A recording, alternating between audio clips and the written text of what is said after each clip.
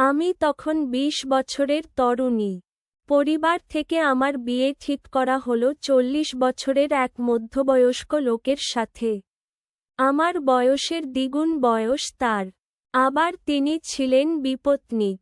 আর আমি সদ্য প্রস্ফুটিত ফুল। কুমারিত্বের গন্ধ সবে তীব্র হতে শুরু করেছে। আজকে তোমাদেরকে শোনাবো কিভাবে বড়লোক বুড়াকে বিয়ে করে অন্যদের দিয়ে আমার ক্ষুধা মিটাতাম। তো আমার কলিজার স্বামী এবং বন্ধুরা, এই গল্পটি শোনার পরে তোমাদের পানি বের হবার গ্যারান্টি দিলাম। প্লিজ চ্যানেলটা সাবস্ক্রাইব করো। তো চলো দেরি না করে এখন গল্পটা শুরু করি। নিম্ন মধ্যবিত্ত পরিবারে আমার জন্ম। বাবার সামান্য আয় আমাদের সংসার চলত। আমার মা কখনো অভিযোগ করেননি। দুবেলা দুমুঠো খেয়ে স্বামীর সাথে থাকতে পারাটাই তার কাছে ছিল সুখের সংজ্ঞা। শুনেছি একবার নাকি বাবার বিলেত যাওয়ার সুযোগ হয়েছিল। মা নাছোড়বান্দা। তিনি দুবেলা পান্তা খাবেন, কিন্তু স্বামীকে দূরে পাঠাবেন না। এতে আয় কম হলে হোক, পেটে কিছু পড়লেই হলো। আমিও মার মতোই স্বপ্ন দেখতাম। অল্প রোজগারে সাজানো সংসার। অভাব থাকলে থাকবে, তবে ভালোবাসা থাকতে হবে অফুরন্ত। আমার বেলায় তাদের মতো পাল্টে গেল। বিত্তশালী এক লোকের সাথে তারা আমার বিয়ে দিয়ে দিল। উনার আগের ঘরের দুটো বাচ্চাও আছে।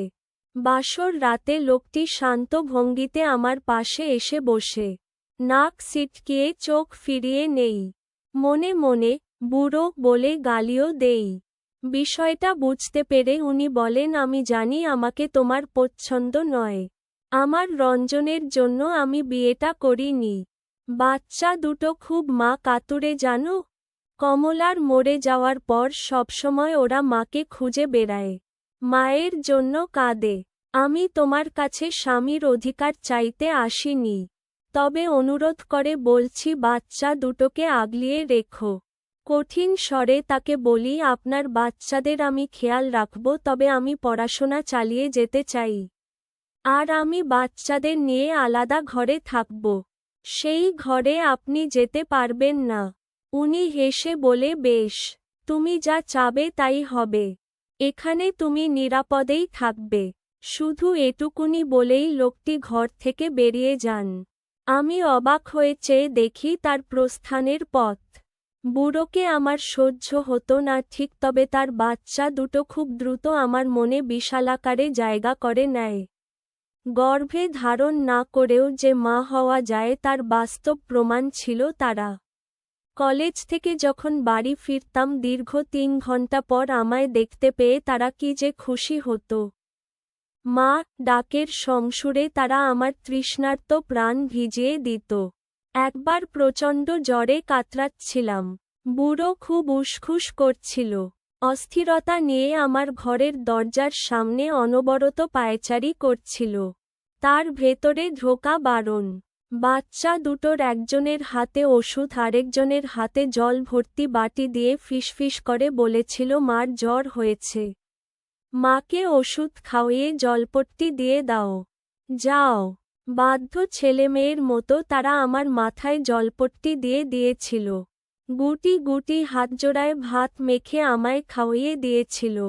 আর বুড়ো দরজার সামনে দাঁড়িয়ে অপেক্ষা করছিল।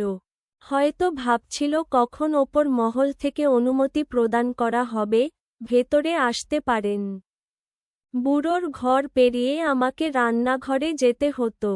প্রায় সময়ই দেখতাম তিনি তার প্রথম স্ত্রীর ছবির সামনে পাথরের মতো দাঁড়িয়ে আছেন, হাত দিয়ে ছুঁয়ে দেখছেন। প্রথম দিকে বিষয়টা ভালো লাগলেও পরের দিকে খুব রাগ হতো। কেন হতো বুঝতে পারতাম না। পূজা আগের দিন আমি রান্নাঘরে পায়েস রান্না করছিলাম। বাচ্চা দুটো বায়না করেছে তারা গুড়ের পায়েস খাবে। আমিও উৎফুল্ল মনে আমার বাচ্চাদের জন্য রাঁধছি। এমন সময় মানুষটা রান্নাঘরের সামনে এসে দাঁড়ালো। হাতে বেশ বর্ষর বাদামি রঙের একটা প্যাকেট। উনি সামান্য ঝেড়ে কেশে বললেন, এটা তোমার জন্য। আমি বললাম, কি আছে এতে? কাজ শেষ করে খুলে দেখো। আশা করি তোমার পছন্দ হবে। এই টেবিলের ওপর প্যাকেটটা রেখে গেলাম। উনি চলে গেলেন। আমি রান্না শেষ করে প্যাকেট হাতে নিজের ঘরে চলে এলাম। খুলে দেখি খুব দামি একখানা শাড়ি। সাথে একখানা চিরকুটও আছে। তাতে লিখা, তোমায় নীল আর সাদায় বেশ মানাবে। জানি আমার জোর করার অধিকার নেই। তবুও আগামীকাল শাড়িটা পরলে খুব খুশি হব। শাড়িটা আমার পছন্দ হয়নি। কিন্তু চিরকুটের কথাগুলো আমায় বাধ্য করেছিল পুজো দিন শাড়িটা পরতে। বুড়ো সেদিন গভীর চোখে আমার দিকে তাকিয়ে ছিল। অনেকবার চোখে চোখ পড়েছে। লজ্জায় সে অন্যদিকে চোখ ফিরিয়ে নিয়েছে ঠিকই, কিন্তু পুনরায় তাকানোর লোভ উপেক্ষা করতে পারেনি। প্রতিদিন গভীর রাত পর্যন্ত লোকটির চিলেকোঠার ঘরের টেবিল ল্যাম্প জ্বলত। ধূসর রঙের এক ডায়েরির ওপর সে মুখ থুবড়ে পড়ে থাকত। বিরামহীনভাবে কিছু না কিছু লিখে যেত। আর লিখা শেষে চশমা খুলে চোখ জোড়া কচলিয়ে যত্ন করে ডায়েরি তুলে রাখত। যেন কোনো মূল্যাতীত বার্তা রাখা আছে সেখানে। বুড়োর চায়ের নেশা ছিল। একদিন বিকেলে অসাবধানতাবশত চায়ের পাতিল ফসকে গরম জল আমার হাতের কিছু অংশে পড়ে। যন্ত্রণায় ককিয়ে উঠি। তিনি আমার চিৎকার শুনতে পান। উন্মাদের মতো ছুটে আসেন। কি হয়েছে? হাতে গরম জল পড়েছে। কই দেখি। তিনি উদ্বিগ্ন মুখে এগিয়ে আসেন। আমার হাত ধরেন। সেই স্পর্শে কোনো চাহিদা ছিল না। কোনো আকাঙ্ক্ষা ছিল না। তবে মিশে ছিল অনুরাগ। না বলা অনেক অনুরক্তি। সেদিন তিনি আমার হাতে বার্নল লাগিয়ে দিয়েছেন। আমি কোনো প্রতিবন্ধকতা সৃষ্টি করিনি। মানুষ বেঁচে থাকলে বদলায়। আমিও মানুষ। এই নিয়ম অবজ্ঞা করার সাধ্য কি আমার আছে? প্রচলিত সত্যি। দাঁত থাকতে মানুষ দাঁতের মর্যাদা বোঝে না। মানুষ সঠিক সিদ্ধান্ত নিতে কখনো কখনো এতটাই দেরি করে ফেলে ফলাফল হয় শূন্য। বেশ কয়েকদিন ধরেই বুড়ো তীব্র মাথা ব্যথার যন্ত্রণায় ভুগছিল। রাতে ঘুমোতে পারেন না। অবস্থা বেগতিক দেখে তাকে বললাম ডাক্তার দেখাতে। উনি আমার দিকে তাকিয়ে বলল, তুমি যাবে আমার সাথে? যাব। বুড়ো খুশি হয়ে গেলেন। আমি উনার সাথে ডাক্তারের কাছে গেলাম। সিটি স্ক্যান করা হলো। MRI করা হলো। ডাক্তার আমায় আলাদা করে ডেকে বলল, রোগীর ব্রেইন টিউমার হয়েছে। টিউমারের অবস্থা ভালো নয়। চিকিৎসা করিয়ে বিশেষ কোনো লাভ হবে না। চেষ্টা করতে তো কোনো দোষ নেই। আপনি ব্যবস্থা করুন। প্রয়োজনে রোগীকে আজই ভর্তি করা হোক। ডাক্তারের সাথে কথা বলে বাইরে বেরিয়ে আসি। বুড়ো আমায় দেখে ফ্যাকাশে হাসল। আমি ধীর পায়ে টলতে টলতে তার সামনে গিয়ে দাঁড়ালাম। আমার বিবাহিত জীবনে সেদিনই প্রথম তাকে জড়িয়ে ধরি। দুই বাহু প্রসার করে জড়িয়ে ধরি। আমার চোখ দিয়ে অজস্র ধারা সেদিন টপ টপ করে ঝরে পড়ছিল। ডাক্তারের সকল চেষ্টা আর আমার প্রার্থনা দুটোই বিফলে যায়। শাস্তিস্বরূপ উপরওয়ালা বুড়োকে আমার কাছ থেকে কেড়ে নেয়।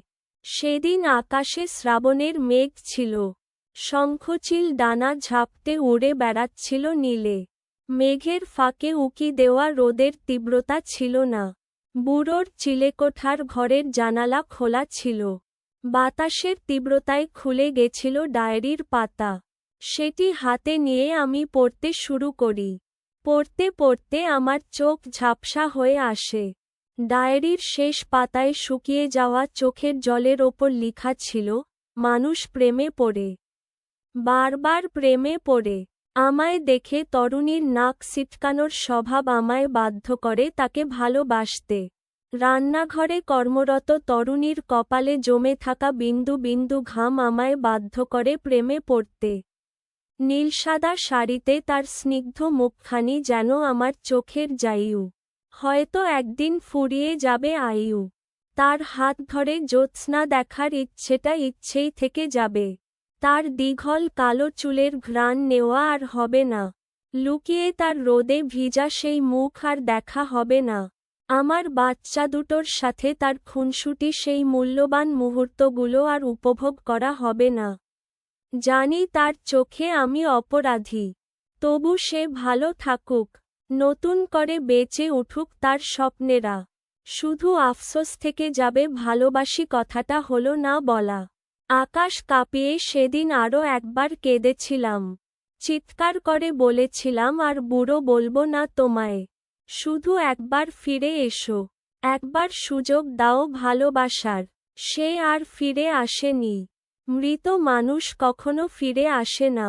এই গল্পের পরবর্তী অংশটুকু দেখতে চ্যানেলটি সাবস্ক্রাইব করুন। কালকে রাত ৮টায় এই চ্যানেলে আপলোড হবে ফুল গল্পটি। আপাতত এই গল্পটা বাদ দিয়ে চলুন অন্য গল্প শুনি। গ্রামের একটি ছোট্ট বাড়ি, সবুজ শ্যামল প্রকৃতির মাঝে সেই বাড়ি। বাড়ির উঠানে গরুর গাড়ি থেমেছে আর পায়রার দল খুটুর খুটুর শব্দে ব্যস্ত। বাড়ির ভেতর হইচই চলছে। বড় ঘরটিতে সবাই বসে আছেন, কেউ মাথায় শাড়ির আঁচল দিয়ে, কেউ বা চুপচাপ চোখ নামিয়ে। সেখানেই বসে আছেন রূপা। বয়স মাত্র ২০। চোখে মুখে একরাশ হতাশা আর অসন্তোষ। পাশেই তার মা গায়ত্রী বাবার কড়া গলার নির্দেশে নীরব হয়ে বসে আছেন। মেজদা তাকে চাপা স্বরে বললেন, রূপা, এটাই তোমার ভালোর জন্য। বাবার কথা শুনে বিয়ে করে নাও। রূপার ভেতরে যেন একটা আগুন জ্বলছিল। মেজদা ৪০ বছরের মানুষকে বিয়ে করতে বলছেন? আমি কি কোনো পুতুল? কেউ তার কথা শুনতে রাজি নয়। পাত্রটির নাম সঞ্জয়। ধনী ব্যবসায়ী। বাড়ি গাড়ি অর্থ কিছুই কমতি নেই।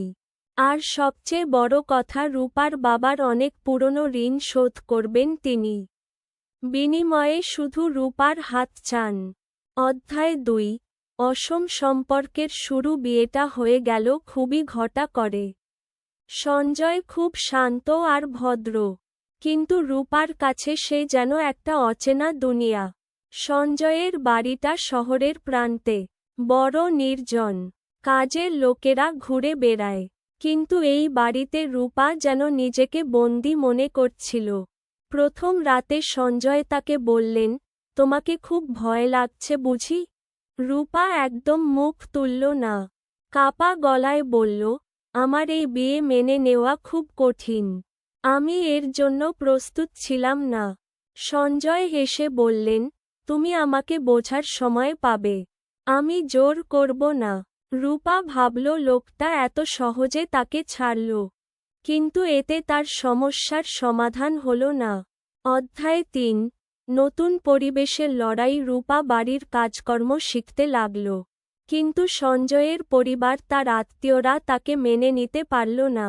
কেউ বলল, বয়সের অর্ধেক বউ নিয়ে এসেছে, লজ্জা নেই। কেউ বা চোখের কোণ দিয়ে তাকে কটাক্ষ করত। তবু রূপা চেষ্টা করত সবাইকে খুশি করার। প্রতিদিন সঞ্জয়ের মা-বাবার জন্য চা তৈরি করত। রান্নাঘরে সারা দিন কাজ করত। কিন্তু কেমন যেন একটা একাকিত্ব তাকে গ্রাস করছিল। অধ্যায় ৪। সঞ্জয়ের বদলে যাওয়া। সঞ্জয় বুঝতে পারছিলেন রূপা এই সংসারে নিজেকে মানিয়ে নিতে পারছে না। তিনি তাকে নানা রকমভাবে সাহায্য করতে চাইলেন। একদিন বললেন, তোমার পড়াশোনা শেষ করতে চাও? রূপা চমকে উঠল। ভাবল, সত্যিই কি এটা সম্ভব? আমার নাম মাধুরী। আমার বয়স মাত্র ২০। কলেজের ২য় বর্ষে পড়ছি। পড়াশোনা নিয়ে মগ্ন ছিলাম। জীবন সম্পর্কে অনেক স্বপ্ন ছিল। কিন্তু সেই স্বপ্ন ভেঙে টুকরো টুকরো হয়ে গেল সেদিন যেদিন জানতে পারলাম বাবা আমার বিয়ে ঠিক করেছেন ৪০ বছরের এক মধ্যবয়স্ক লোকের সঙ্গে। বাড়ির উঠোনে বসে বাবা মায়ের কথাবার্তা শুনছিলাম। অশোক বাবুর মতো সমৃদ্ধ মানুষ এই গ্রামে নেই। তার রোজগার ভালো, শহরে বড় ব্যবসা। আমাদের মাধুরী তো রাজরানীর মতো থাকবে, বাবা গর্বিত গলায় বলছিলেন। মা সমর্থন জানিয়ে বললেন, তবে তো ভালোই হবে। মেয়ের ভবিষ্যৎ তো নিশ্চিত। ভবিষ্যৎ? আমার ভবিষ্যৎ কি এভাবে লিখতে হবে? কারো সাথে একবার দেখাও হয়নি, কথা বলা তো দূরের কথা। কেমন মানুষ তিনি? আমার ইচ্ছা, আমার স্বপ্ন, আমার অনুভূতির কি কোনো মূল্য নেই? আমি প্রতিবাদ করতে চাইছিলাম, কিন্তু মুখে কিছু বলার সাহস পাচ্ছিলাম না। বাবা ছিলেন কড়া মানুষ। তার কথার বাইরে একচুলো যাওয়া মানে বাড়িতে ঝড় উঠবে। তবুও সাহস সঞ্চয় করে মাকে বললাম, মা, আমি কি একটু সময় পেতে পারি? আমি তো এখনো পড়াশোনা শেষ করিনি। মা দীর্ঘশ্বাস ফেলে বললেন, সব মেয়েকেই একদিন সংসার করতে হয় মা। আমাদের মতো গরিব বাড়িতে বেশি ভাবার সুযোগ নেই। সেদিন রাত ভর ঘুম হলো না। পড়ার টেবিলে বসে ডায়েরি খুলে অনেক কিছু লিখে রাখলাম। একসময় লিখতে লিখতেই ভোর হলো। কিন্তু মাথার ভেতর ঝড় থামল না। বিয়ের দিন ক্রমেই এগিয়ে আসছিল। চারপাশে উৎসবের আমেজ। বাড়িতে অতিথিরা আসতে শুরু করেছে। আমি কেমন যেন অসাড় হয়ে গিয়েছিলাম। এদিকে আমার হবু স্বামীর ছবি দেখানো হয়েছে। মোটা গোঁফওয়ালা, মাথায় সামান্য টাক। তার চেহারা দেখেই আমার বুক কেঁপে উঠল। লোকটা বয়সের তুলনায় বেশ জাদ্রেল। বাবার মতে, এটাই ভালো। অভিজ্ঞ লোক সংসারটা ভালোভাবে সামলাবে। বিয়ের আগের দিন রাতে আমি দিদির কাছে গিয়ে বললাম, দিদি, আমার কি এই বিয়ে মেনে নেওয়া উচিত? আমার তো ওর সঙ্গে একটুও মিল নেই। আমার ইচ্ছার কথা কেউ ভাবছে না। দিদি চোখ নামিয়ে বলল, সব মেয়েকেই মানিয়ে নিতে হয় মাধুরী। এটা আমাদের সমাজ। তুমি এর বাইরে কিছু ভাববে না। আমার চারপাশটা হঠাৎ ভারী হয়ে উঠল। কেউ নেই যাকে আমার মনের কথা খুলে বলতে পারি। আমার বোন, মা, এমনকি আমার বন্ধুরাও বলছে, তোমার ভালো হবে, তুমি শুধু মেনে নাও। বিয়ের দিন সকালটা আরও বেশি বিবর্ণ মনে হচ্ছিল। চারপাশে সাজসজ্জা, আনন্দের চিৎকার, আর মনের ভেতর যেন একটা শূন্যতা। বিয়ের মণ্ডপে বসার সময় আমি দেখলাম সেই মানুষটিকে। তার চোখে কোনো অনুভূতি নেই। হয়তো তিনিও বাধ্য হয়েছেন। আমি একটা গভীর শ্বাস নিলাম। না, আমি এভাবে আমার জীবন শুরু করতে পারি না। ভেতর থেকে একটা আওয়াজ উঠল। সেদিন প্রথমবার নিজেকে সাহসী মনে হলো। আমি মণ্ডপ থেকে উঠে দাঁড়ালাম। সবাই অবাক। বাবা চিৎকার করে উঠলেন, মাধুরী, এটা কি করছিস? এত বড় লজ্জা দিচ্ছিস আমাদের? আমি দৃঢ় গলায় বললাম, বাবা, আমি এই বিয়ে করতে পারবো না। আমাকে মাফ করে দাও। আমার নিজের পছন্দ, নিজের জীবন বেছে নেওয়ার অধিকার আছে। আমি নিজেকে এমন একটা সম্পর্কে বেঁধে ফেলতে পারবো না যেখানে আমি সুখী হব না। আমার কথা শুনে পুরো বাড়ি নিস্তব্ধ হয়ে গেল। বাবার মুখ রাগে লাল। কিন্তু আমার মধ্যে কোনো ভয় কাজ করছিল না। আমার চুপ থাকা মানে শুধু নিজের স্বপ্ন নষ্ট করা নয়, আমার আত্মাকে বিক্রি করা। সেদিন আমি বাড়ি থেকে বেরিয়ে গেলাম। গন্তব্য ছিল অজানা। কিন্তু আমি জানতাম আমি আমার পথ নিজেই তৈরি করব।